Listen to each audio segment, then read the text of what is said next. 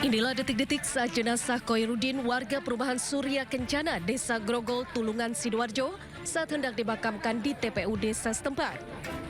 Rombongan pembawa jenazah dihadang warga desa setempat yang menolak jenazah warga perumahan dimakamkan di TPU tersebut. Mengetahui hal tersebut, petugas kepolisian dan aparat TNI berupaya melakukan mediasi, namun tidak membuahkan hasil dan warga bersikukuh melarang jenazah untuk dimakamkan di wilayahnya.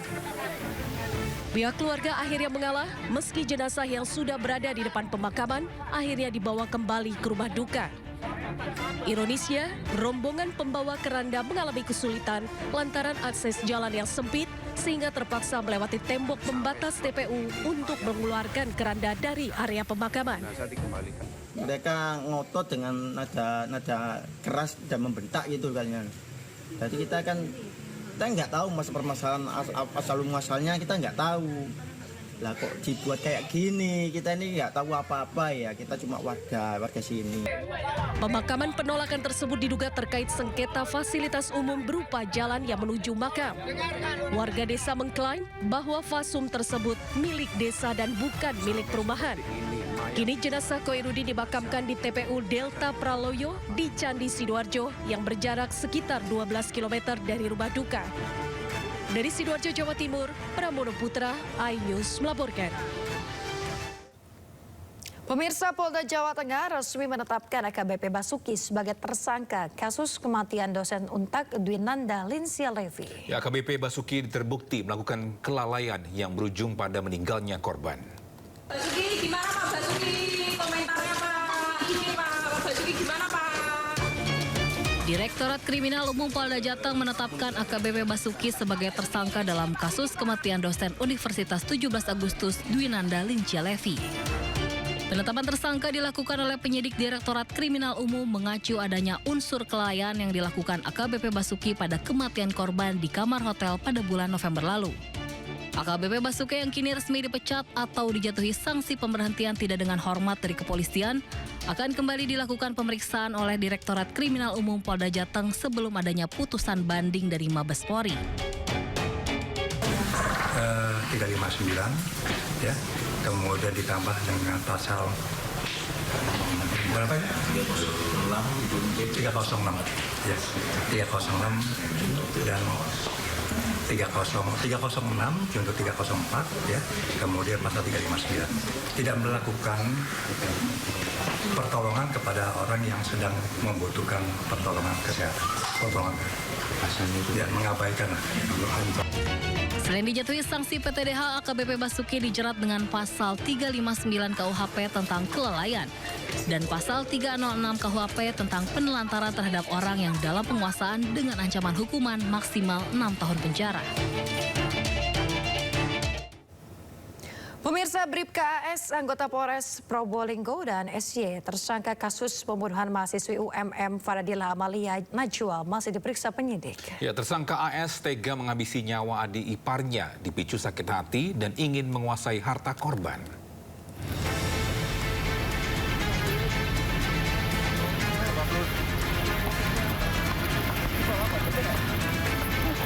Inilah penampakan Bribka AS, anggota Polres Probolinggo, tersangka pembunuhan mahasiswi yang tak lain adalah adik iparnya sendiri.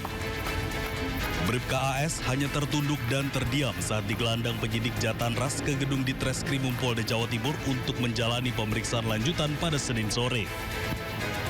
Setelah hampir sepekan mengusut kasus pembunuhan terhadap adik ipar, polisi masih melakukan pendalaman dengan melakukan prarekonstruksi di TKP jasad korban yang rencananya Selasa besok. Karena ada beberapa keterangan dari kedua tersangka yang berbeda. Jadi harus kita cek lagi dan besok rencana kita lakukan prarekonstruksi. Kita cek ke lokasi terkait eksekusinya. Polda Jatim memastikan tersangka Bribka AS selain akan disangsi pidana juga akan mendapatkan sanksi kode etik dari institusi Polri. Dari Surabaya, Jawa Timur, Hari Tambayong, iNews melaporkan. Kita ke informasi lain, pemirsa. Roy Suryo CS ajukan uji laboratorium forensik independen ijazah Joko Widodo. Ya, mereka ajukan lembaga independen BRIN dan Universitas Indonesia sebagai pembanding hasil uji laboratorium forensik yang dilakukan oleh polisi.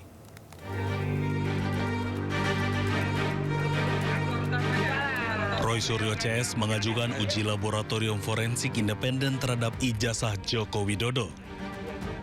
Dua institusi independen yang ditunjuk Roy Suryo CS adalah Laboratorium Forensik Universitas Indonesia dan Badan Riset dan Inovasi Nasional. Mereka menyerahkan pada penyidik untuk menetapkan salah satu dari kedua lembaga yang diajukan itu yang nantinya akan melakukan uji forensik pembanding. Datang untuk meminta agar diadakan tes laboratorium forensik yang bersifat independen, yang hasilnya itu bisa kredibel, akuntabel, transparan, dan ini bisa dipertanggungjawabkan oleh para pihak dan tidak ada lagi pihak-pihak yang mengklaim itu tidak mewakili aspirasi begitu. Sebelumnya Polda Metro Jaya telah melakukan gelar perkara khusus kasus fitnah ijazah Jokowi.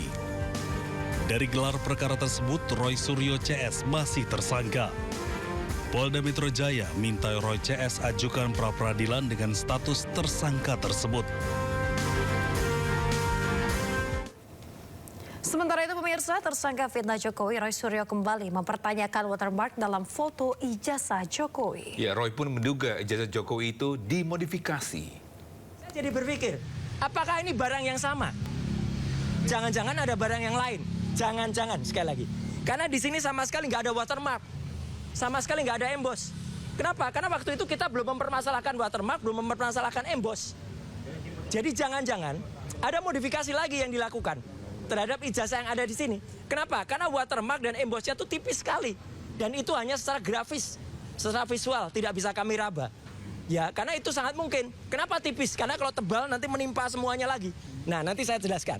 Kenapa saya bisa melakukan analisis ini? Izin, Pak Kom. Saya terangkan ya, mohon maaf sekali lagi, jelek-jelek gini. 30 tahun yang lalu saya adalah juara nasional lomba fotografi. Juara nasional loh, juara 1. Ya, lomba fotografi nasional Piala Parpostel. Pada saat tahun yang sama saya juara 1 lomba perkebunan, foto perkebunan. Dan juara 2 lomba iptek Piala Pak Habibie waktu itu. Ya, dan saya juga orang yang tidak hanya berkutat di dunia fotografi motret. Saya adalah orang sejak SD. Sekali lagi, sejak SD, sejak tahun 78, saya sudah mencetak foto di kamar gelap sendiri di rumah saya di Pakualaman. Pemirsa, tim kuasa hukum Roy Suryo CS menambah daftar saksi dan ahli dalam penanganan perkara dugaan ijazah palsu Presiden ke-7 Joko Widodo.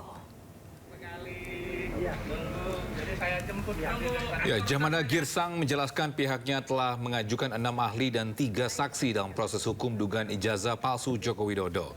Salah satu nama yang diajukan sebagai saksi yakni akademisi Rocky Gerung. Girsang pun menegaskan penambahan saksi dan ahli telah sesuai prosedur hukum dan hal ini juga sebagai salah satu upaya untuk meluruskan sejumlah spekulasi di masyarakat. Dan ini sama sekali lomba iptek Piala Pak. Saksi ahli yang kita sudah ajukan waktu gelar perkara itu ada 3 orang. Tapi saya nggak perlu spill namanya. Kemudian hari ini kita tambahkan lagi 3 ahli. Berarti total semua 6 ahli. Dan 3 saksi adjudge. Sebagai informasi, ahli yang kita ajukan hari ini adalah satu, saya sebut namanya adalah Rocky Gerung. Dan sudah confirm melalui Dr. Tifa bahwa Rocky Gerung akan menjadi saksi ahli, menjadi ahli dalam proses perkara berikutnya.